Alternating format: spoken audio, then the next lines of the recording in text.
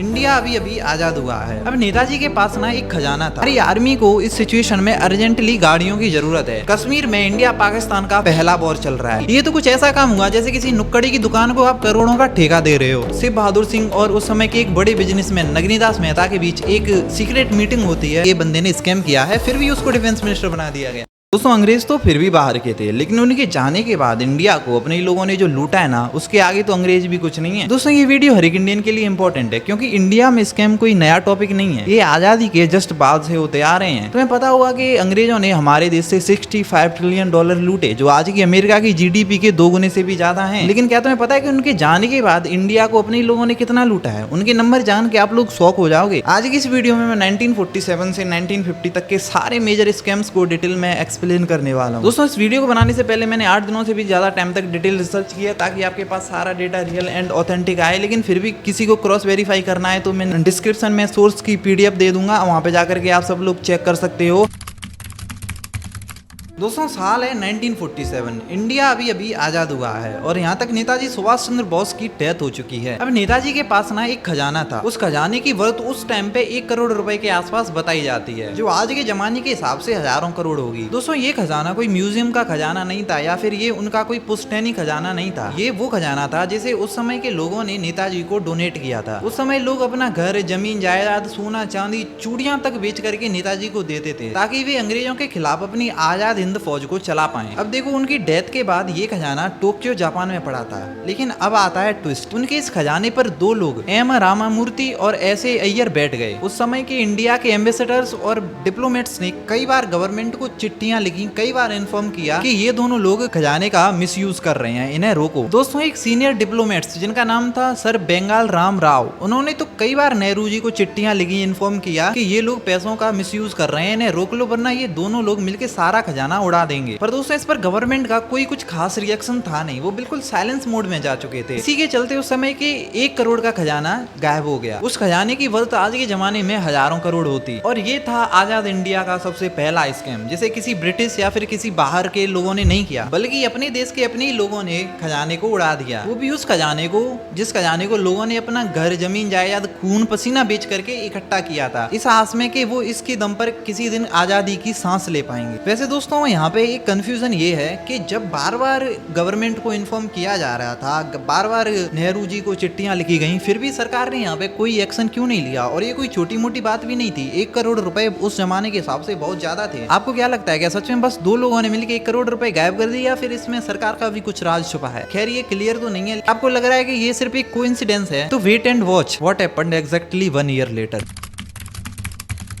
दोस्तों साल है 1948। कश्मीर में इंडिया पाकिस्तान का पहला वॉर चल रहा है। हमारी आर्मी को इस सिचुएशन में अर्जेंटली गाड़ियों की जरूरत है, जिसमें जीप, ट्रक सब कुछ शामिल था। अब दोस्तों कहानी में एंट्री होती है एक आदमी की, जिनका नाम था वी.के. कृष्णा मेनन। यहाँ पे नोट करने वाली बात ये है कि ये जो आदमी था वो नेहरू का बहुत ही क्लोज एडवाइजर था, एक तरीका से उसका दोस्त था। अब दोस्ती था। दोस्तों ऐसी सिचुएशन जहाँ पे गवर्नमेंट किसी दूसरे देश से वेपन्स या फिर कुछ भी परचेज करती है, तो नॉर्मल प्रोसेस ये होता है कि पहले टेंडर होता है, उसके बाद चेकिंग होती है, इंस्पेक्शन होता है, फिर कहीं जाकर के डील साइन होती है। लेकिन यहाँ पे कृष्णा मेनन ने एक अजीब काम किया। उसने सारे स्टेप्स स्किप कर दिए और बोला कि मैं डायरेक्ट डील करूंगा। और दोस्तों उसने 2000 रिफर्बिश्ड कार्स की डील साइन कर दी 80 लाख रुपए में। उस समय के 80 लाख रुपए दोस्तों आज के जमाने के हिसाब से हजारों करोड़ होंगे। 80 लाख रुपए में बात हुई थी 2000 रिफर्बिश्ड जीप्स की। और तुम्हें पता है उन जीप्स की प्राइस को नई जीप्स के बराबर रखा गया।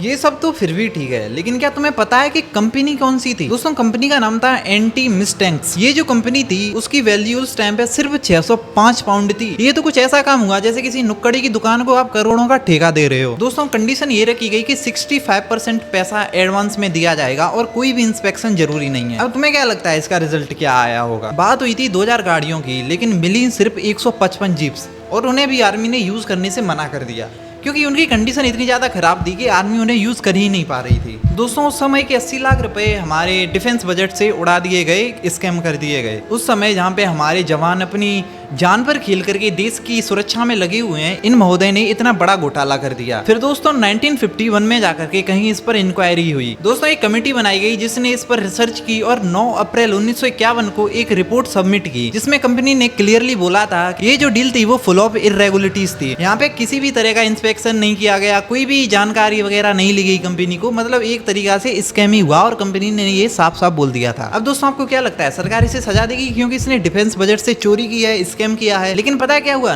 अप्रैल 1957 में जाकर इन्हीं महोदय को हमारा डिफेंस मिनिस्टर बना दिया गया। मतलब भाई जिस आदमी ने वॉर के टाइम पे पैसे गायब किए, वो भी 80 लाख रुपए, उसी को जाकर के हमारा मिनिस्टर बना दिया गया, वो भी डिफेंस मिनिस्टर। जबकि कमेटी बनाई गई थी जिसने साफ साफ बोला था कि ये बंदे ने स्कैम किया है, फिर भी उसको डिफेंस मिनिस्टर बना दिया गया। अब दोस्तों आपको क्या लगता है, ऐसा करने के पीछे का क्या कारण रहा होगा? क्या मजबूरी रही होगी हमारी सरकार की? ये मजबूरी रही होगी कि वो नेहरू जी के दोस्त थे या फिर कुछ और, ये तो मुझे नहीं पता, आप लोग सोच सकते हो। अब बढ़ते हैं नेक्स्ट स्कैम की तरफ, क्योंकि उसमें सच में एक नेता जेल जाने वाला है।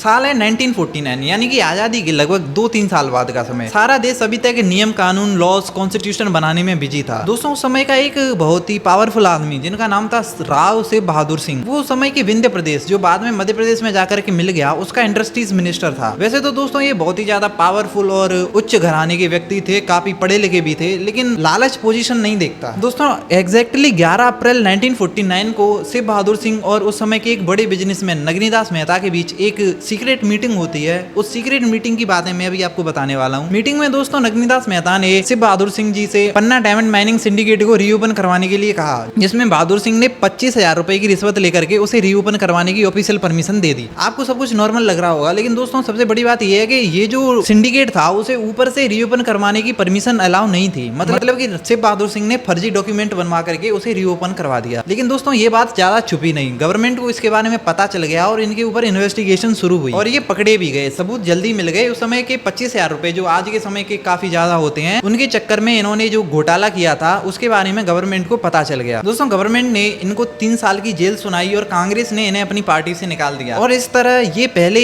पॉलिटिशियन बने जो जेल गए थे, जिनका घोटाला पकड़ा गया था। खैर दोस्तों इससे बड़ा घोटाला करने के बाद भी पहले वाले जो थे महोदय वो बच गए थे, लेकिन इनको जेल में डाल दिया गया। क्या कारण था इसके पीछे? क्या ये नेहरू जी के दोस्त नहीं थे या फिर कुछ और? खैर मुझे कुछ नहीं पता, लेकिन इसके बाद वाले स्कैम को देख करके तो आपकी आंखें खुली रह जाएंगी। चलो अब उसी की तरफ बढ़ते हैं।